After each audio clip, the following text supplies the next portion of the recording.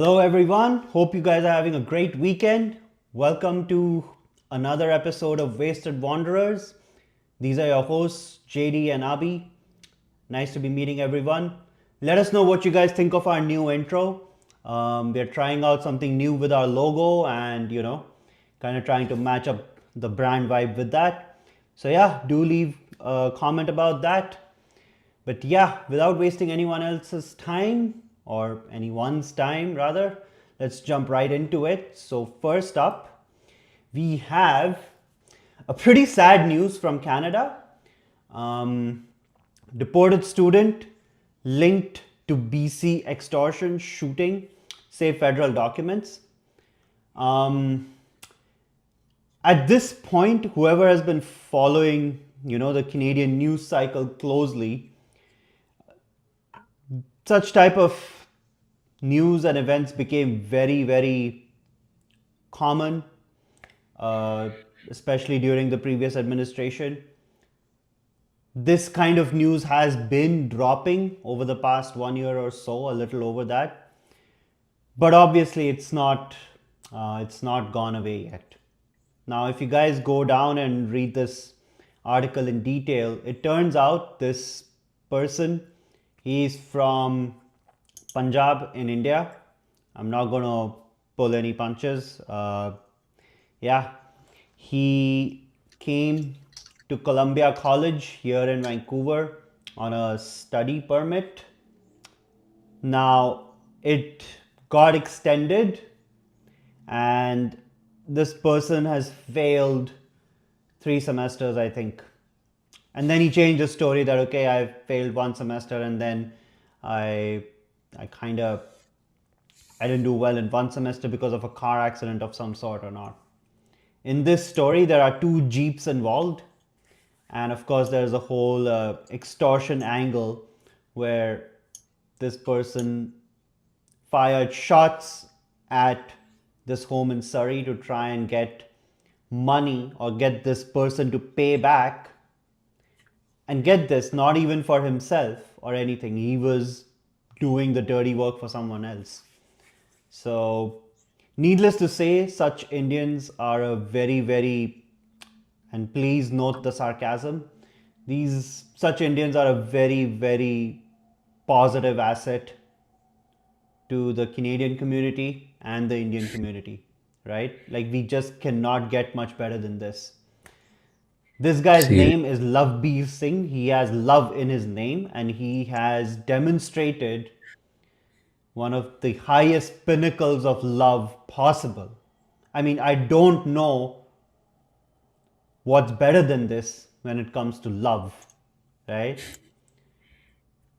When I was growing up in India, my mom would tell me that there are, two types of kids. One is, you should hang out with them, they will add something to your life, you should go and become friends with them. And the other one was, okay, stay away from them, they're not good for you, they're not good for society, etc., etc. The usual spiel that comes out, okay, stay away from the bad guys, go hang out with the good guys. I can safely say that this guy falls in the latter category, and it's shocking and also sad to just see people like this make it over here, right? Sometimes we hear on the internet that the US screening system is overkill. Why do you need an interview for a visitor visa? Why do you need an interview for a student visa? Why do you need an interview for green card? And then why do you need an interview for citizenship? Well, here is why you need that. And here is where, at least right now, Canada is still falling short. I don't know if there are interviews in place for visitors, students. I have no idea. Full disclosure, I came here straight on PR. Those days, I actually didn't have an interview. And yeah, I was letting. But I think we as a country need to come up with a more robust system on screening people. And uh, it needs to get less nicer. right? Canada has this image of being a very nice country. It's true, it is a very nice country. People are largely very nice. Even though such type of news shows up, it doesn't show up even all over the Vancouver area. You only hear this kind of news largely out of Surrey, unless I'm not following the other suburbs that closely, but you'll hear such news largely coming out of Surrey and, sometimes sort of south of the Fraser and farther east from Surrey, right? You'll hear such stuff on and off. But again, we all know what kind of ghettoization is happening in certain suburbs. Um, Surrey being one, Brampton being the other one. Um, it, I mean, you can't change this situation overnight. I do hope that this individual is downright just deported. It looks like he was deported, so that's a good thing. I see that as a positive sign. I hope we see many more to come. Recently, Premier EB made a statement saying that in February we came down to just one case of extortions. While that is a good overall statistic, if you compare it to, let's say January and the months before that, overall it's still one too many. And I hope that when the March data comes out, we are down to zero, right? Personal experience, since the Caps Cafe incident happened last year, we we have decided to, limit our visits to Surrey as much as possible. It's simply put, it's scary, right? We restrict ourselves to, some well-known areas. We don't go out into areas we have no idea about. But again, it just, as a very Indian community city with a massive concentration of Indians, it just doesn't speak well for us. When we leave our home country, regardless of whether we naturalize or not, we are always gonna be representatives of our home culture. And everyone, not just Indians, but primarily Indians because of this article, but we need to remember that we are representing our home culture just as much as we represent our adopted countries. JD, your thoughts?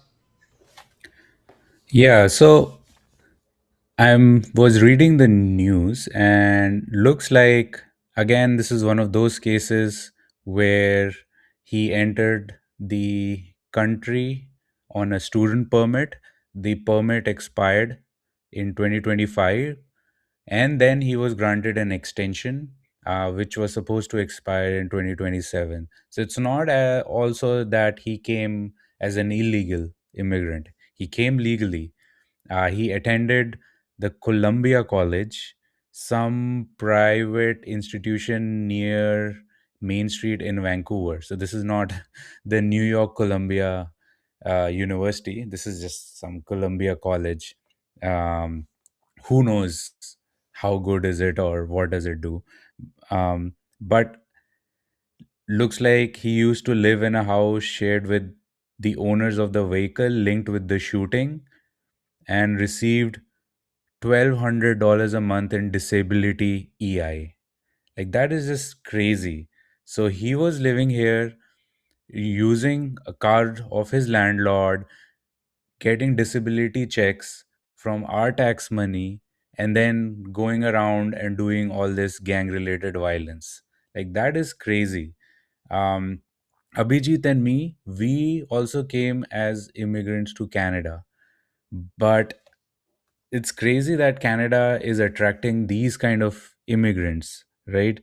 Uh, Usually, there are two classes you can say of immigrants that come to Canada. So one are the highly educated advanced degree holders like Abhijit and me. We come in, we have engineering backgrounds, and we go pay taxes, do our jobs, and drive innovation. Educated, and that kind of immigrants are what Canada needs. And there's the other type, which is uh, just people coming in, taking advantage of the immigration system, finding loopholes and coming in and then doing these shady activities. So there's extortion happening everywhere. Um, I know there were a lot of cases in Surrey related to these Canadian Punjabi rock stars who are very famous in India and Canada, and they were being extorted. You know, there were drive-by shootings at their houses. Uh, so it's just a extortion game. It's like, hey, you pay us the money or we'll shoot your house here. We'll try and uh, mess with your family back home in Punjab in India. And it's, as Abhijit said, it's not a good look. um, Even when I was in Vancouver, I would also limit my visits to Surrey, because uh, you could make out that this is not uh, some parts of Surrey were not good areas. Like you could sense, like, because I've lived in Chicago also, and I've been to the south side of Chicago, and that's what it was reminding me of. And south side of Chicago is very scary.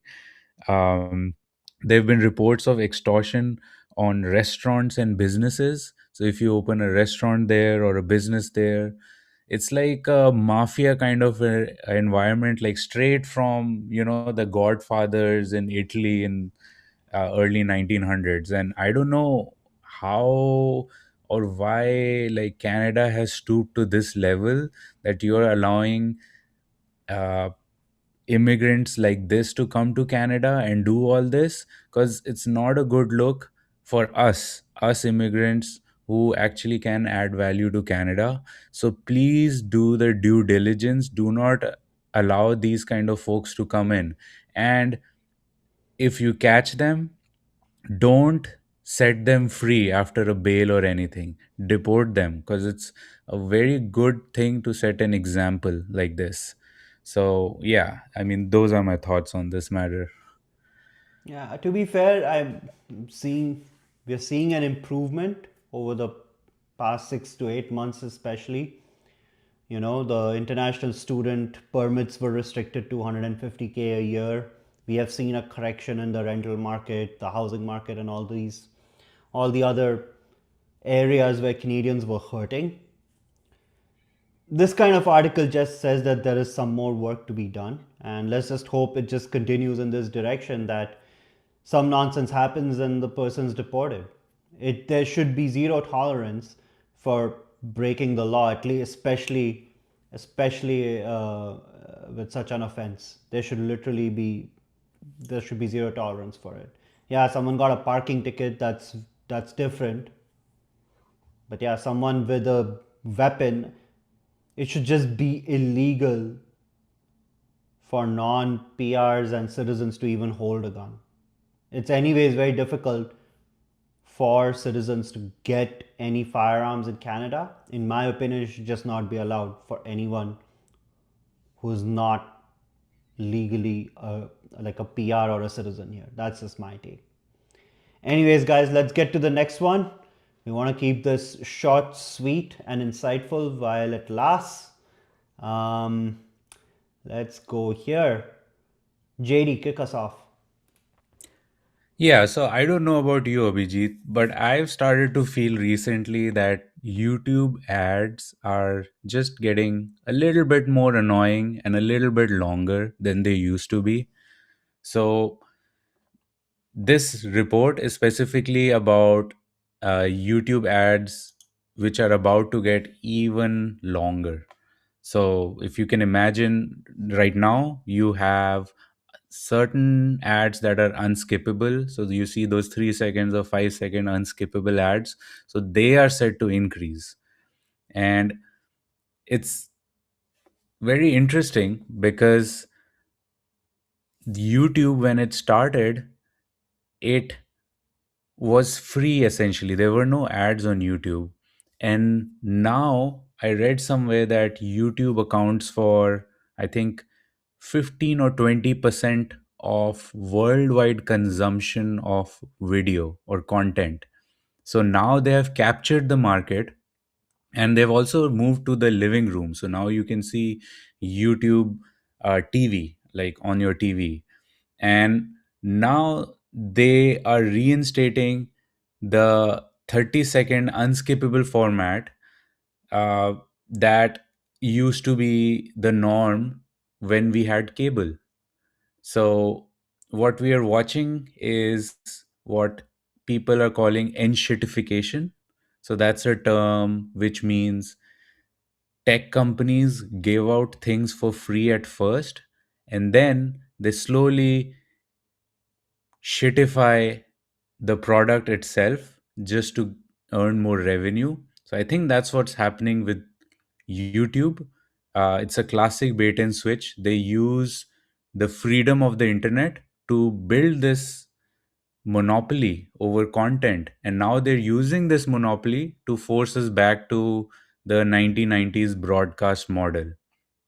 So that is one point. And another point I want to make is they are slowly doing this because they are trying to promote something called YouTube Premium, which they want to uh, promote because it gives them direct ad revenue, and they're making this free experience intentionally insufferable, uh, especially in TVs where it's not easy to install ad blockers, which we can talk about that also. And they're turning this platform into pay to not be annoyed service, which is a shift from value add service that was there before. So it's basically, hey, you don't want to see annoying ads, you need to pay us. So yeah, so in summary, like YouTube ads are just getting longer, and they're going to get longer and more longer and unskippable. And YouTube is literally doing A and B testing to make us get comfortable with all this. But I don't like where this is going, Abhijit. I don't know about you. I think as millennials, we are a very fortunate generation to have seen the rise and, I guess, fall of innovation, of an innovation cycle within our quote unquote conscious lifetimes, right? You cross the age of 6, 7, you start making memories. And what I remember, and I'm sure JDU as well, right? Um, we see that okay, cable is getting annoying. There used to be this channel. I think it still exists in India. It's called Sony Max, and they would play this one horrifying movie over and over again. And every ad run used to be like 4 or 5 minutes. So if your movie is like 2.5, 3 hours, the slot on which it'll play is like 4.5 hours, and the rest of it is just ads, ads, ads, ads. It got frustrating. In came Blockbuster, started giving out, renting out DVDs, CDs, VHS, whatever. So you could just get it, watch it, give it back to them.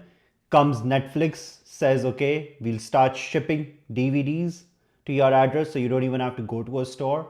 Or you could just go to a kiosk back in 2015, 2016 era. I used to live in Oklahoma, and I forgot, there's a store chain in Oklahoma, and they would have like a Netflix box you could just rent out, watch a movie, and just push it back into that same box. And then came streaming. Huge relief for everyone. Started at $8. We all know where Netflix is these days. When it comes to YouTube, I was one of the earliest adopters. I actually wanted to start my channel. I think YouTube Premium as a service came out in 2016. Not 2017. Yeah. I went on to it. I was like, okay, because I had already become, you could call it a semi podcast junkie by then. So I was pretty happy to see, okay, there's a way that I don't have to worry about ads. I can, turn off the phone screen and, the videos will still keep running. And to be fair to YouTube, the quantum of knowledge I have on things, on current affairs, global current affairs, has gone up magnificently since YouTube Premium came out. I cannot deny that. But going back to my earlier point, now we are getting back into that space where overall the technology was great and now they just don't have a choice but to start.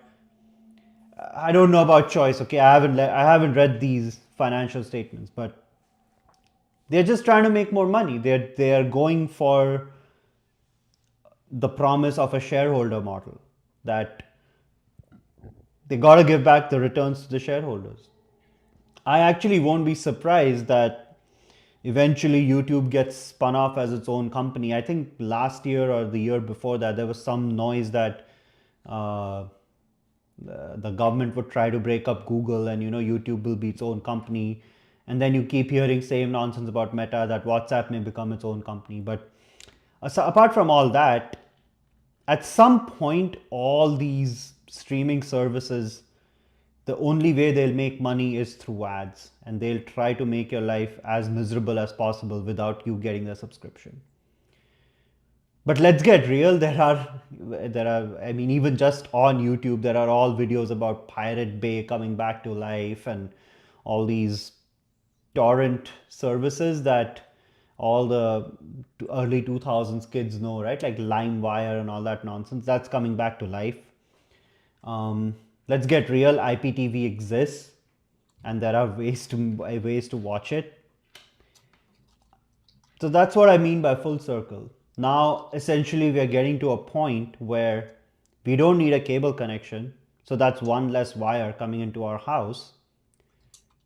So that's one good thing. But now we are saddled with this barrage of subscriptions where everyone's just getting mentally fatigued. Not just YouTube or streaming services, even fucking software. Microsoft Office decided to increase their personal 365 subscription fee on a before tax basis by 45%. That's when I personally gave up and went to LibreOffice. And I called up my friend and Microsoft said, I'm canceling this. What rubbish. Right? And it's the same thing here. It's a pattern. People will figure out. Like, even for videos, there are alternative platforms. Like, there's Rumble, there is Nebula, there's Curiosity Stream, there is Twitch if you want to just do audio. Spotify has exclusive podcasts. Again, I have no idea about Spotify. I think they also play ads in some form, but you know, it. I think this is a calculated risk on their end. I haven't seen an increase in YouTube premium fees tagged on to this news. I think in terms of CAD, we are sitting at 15 a month, which I think is okay because I do use YouTube so much, not just of course, from a creator perspective, but also from a entertainment perspective. Like I'm literally like a YouTube junkie in that sense. So yeah, I don't know if it's a good or a bad thing. I don't even think there's a point in feeling bad about this because all streaming services end up at this point. And all this basically proves to us that technology by itself does not make our lives better or worse. In fact, on balance, technology may help you accomplish one small task in an easier way, but overall, in the grand scheme of things, your life just gets shittier, right? Just because computers came in doesn't mean our workloads decreased. They actually exponentially increased to the point that people like JD and I, we think of 10-hour days as pretty normal, right? It's almost a good day that we finished off our work in, 9 to 10 hours. Yeah, that's my Jeez. take. Like, I've stopped feeling good or bad about these things. I'm like, okay, if it gets to a point where it's too annoying, I'll just try to find an alternative and just live with it. Like, in my personal life, I'm actively working on cutting down subscriptions. Like, I just gave up Google Drive recently. Obviously, Microsoft 365 Personal gone. Next one will be Apple because, cloud storage 2 terabyte per month at 50 CAD. Okay, time to move to a home lab, right? So I think we as consumers, we'll just have to start getting more and more in tuned to how technology helps us and not run away from learning new things on how to make it cheaper for ourselves.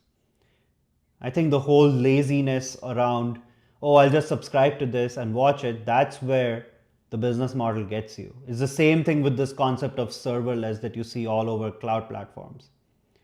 The cloud platform comes and tell you, we'll manage everything. You don't have to worry about anything. You can just run your damn Python function and then they'll increase the price, increase the price, increase the price because you don't understand how to manage your own backend anymore. So what started off as a cost saving for you is now actually a cost increase for you. And you're back to that point, okay, I need to really optimize my hardware, even maybe move back on prem or get into a hybrid setup. I see this in enterprise all the time. So yeah, be it B2B or B2C, I think millennials are a lucky generation to have seen the exponential rise of internet and now just, customer exhaustion. Yeah, yeah. And uh, one, two things I want to say before we move on to the next story is I also canceled Netflix because there is just so much content to consume these days that it doesn't make sense to subscribe to every streaming service. Like there was a time when I could just subscribe to Netflix and it had all the shows and movies that I wanted to watch. But now, it's like scattered to like 20 different subscriptions, and I can't do that. Um, I mean, people forget that streaming used to be free. Um, like there used to be ad free, and the only reason it was ad free was these companies were trying to get new users onto their platform. Piracy used to be a big issue back in the day, and it was a byproduct of inconvenience. So if you make anything hard to watch, either through ads or through subscription or through paywalls, people are going to pirate your content. That's a given.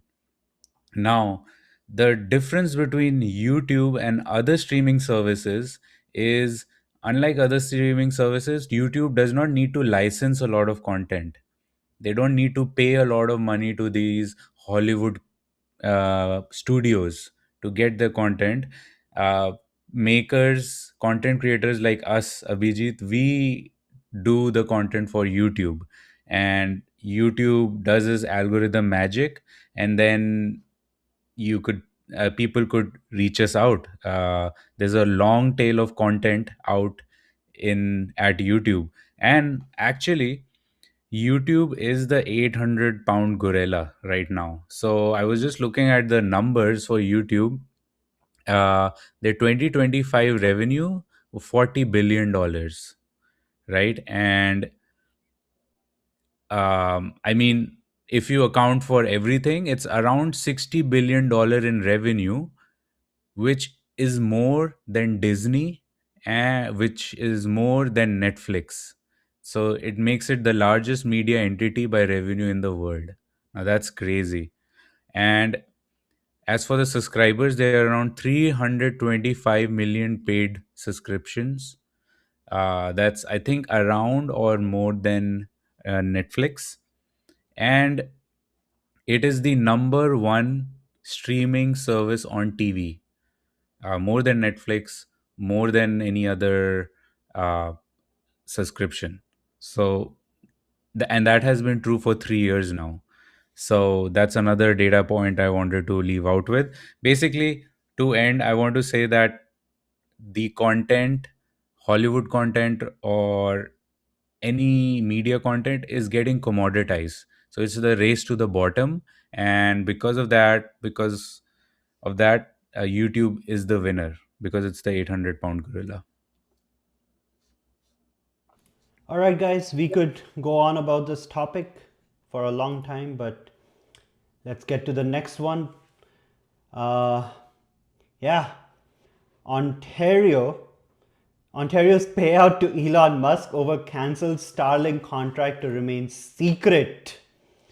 Um, Actually, when I saw this, I didn't feel that surprised. Like, why would the premier of a province come out and tell the people how they use the taxpayers' money and how they burnt it in a deal that never happened?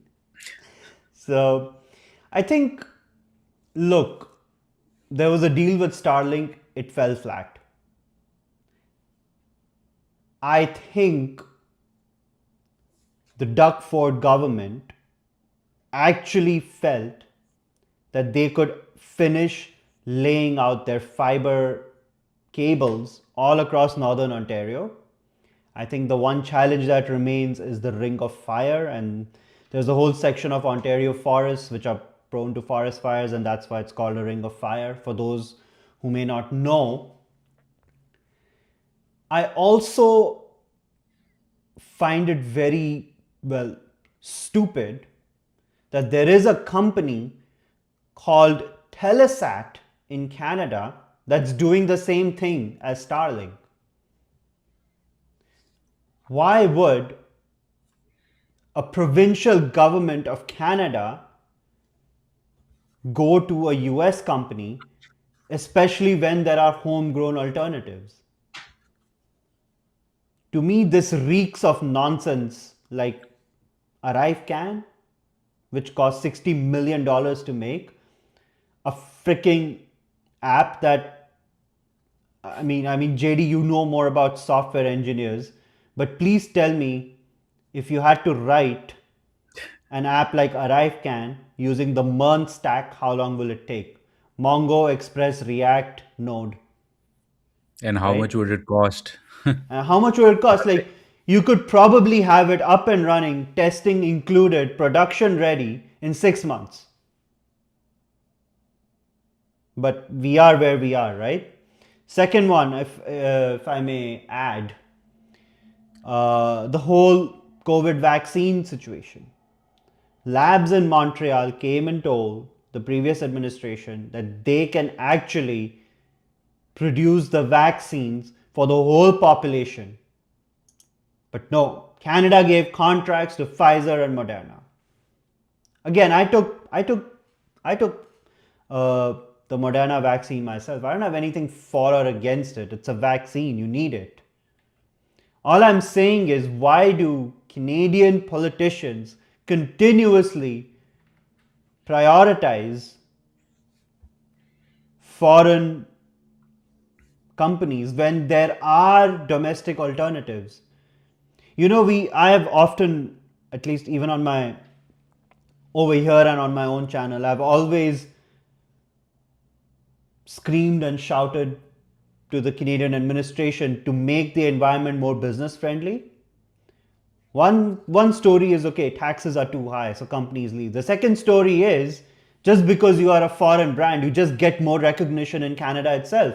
This is the same thing as what India was doing for the longest time. You have domestic defense contractors, but they were not getting orders in India. Once they would sell to some foreign entity, then they would get recognition in India. The same thing we're doing here in Canada. And I find it, well,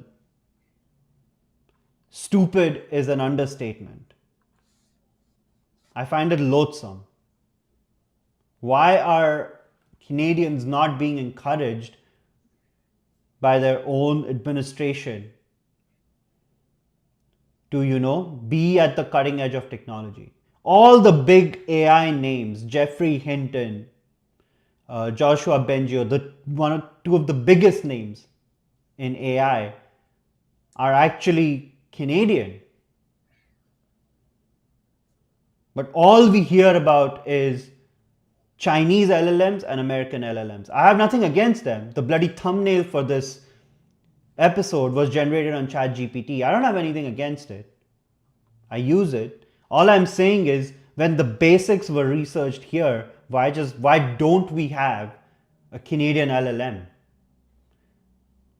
Suddenly you have an administration that's coming and casting aspersions or taking over the country 51st state. We all know the news cycle. So suddenly a little bit of patriotism shows up, and then we see news like this. See, okay, the contract was worth $100 million. Fine. You cancel a contract, maybe you'll pay 50 million. Who knows? I'm just putting a number. That number itself is actually not that big a deal. $50 million for Ontario, not that bad. Not the worst thing that could have happened. To me, the bigger part is that there were domestic alternatives where you did not have to traverse such murky waters. You could have just avoided this whole fiasco altogether. And you didn't. JD, what do you think? Yeah, I mean, I think this story is a classic case of incompetence and short sightedness. I think what happened is there was a time when Starlink and SpaceX and Elon Musk were cool. And if you made any deal with them, it seemed cool. It would get you clicks, it would get you news, it would get you to the front page. From what I've seen, Ontario's premier is very addicted to the news cycle. He likes to be in news. He likes to say things that come in news. So maybe that's why he signed it. But that is fine. It would have been good if he signed it and it actually had a ironclad clause that said, if you don't deliver the service, give us 100 million or whatever the breakup fee is, right? And it looks like the cancelled contract will remain a secret after both sides agree to a confidential settlement. I mean, this points to two things that could have happened. One, the contract was not ironclad, so that means SpaceX Starlink could just get out of the contract, didn't need to pay a dime. And the Ford government did not want the public to see that, and that's why they kept it confidential. Uh, the second reason could be because Elon Musk, as you know, is very close to the current administration. Doug Ford does not want to ruffle any feathers, specifically because there are going to be a lot of trade negotiations happening between US and Canada soon. I think July or August is when they're going to start. So he does not want to preempt anything right now. There's also some issue going on with the new cross border bridge in Ontario. Uh, that Trump does not want to open. So I think he does not want to ruffle some feathers. So whatever they decided, I am assuming it's going to be, hey, you don't talk about this in the news, and you don't have to pay a dime. Just let's keep it confidential. So I think that's what happens. But again, that's bring us back to this short-sightedness, this thing where like these provincial governments and government of Canada does is go after the shiny thing, and when it actually requires investment or actually requires getting things done, then they go, they don't do it. There is some corruption, there's some bloat in the system, as you mentioned, Abhijit. Um, but again, as you also know, I also know, like, AI requires a lot of investments. It's not peanuts. So if the government wants to go in, it needs to go in all in. And I don't know what happened in this case, but yeah, I think we will never know because it's confidential again. So yeah, those are my thoughts. I mean, I can understand if you want to have government sponsored models. India is doing that. They have a model, they have a family of models available for everyone to use. You could try and mimic that model if you wanted, right? You want to be socialist, fine, you can be socialist in AI. At least to some extent, people will accept it. And then you can have success stories like Sarva May I show up.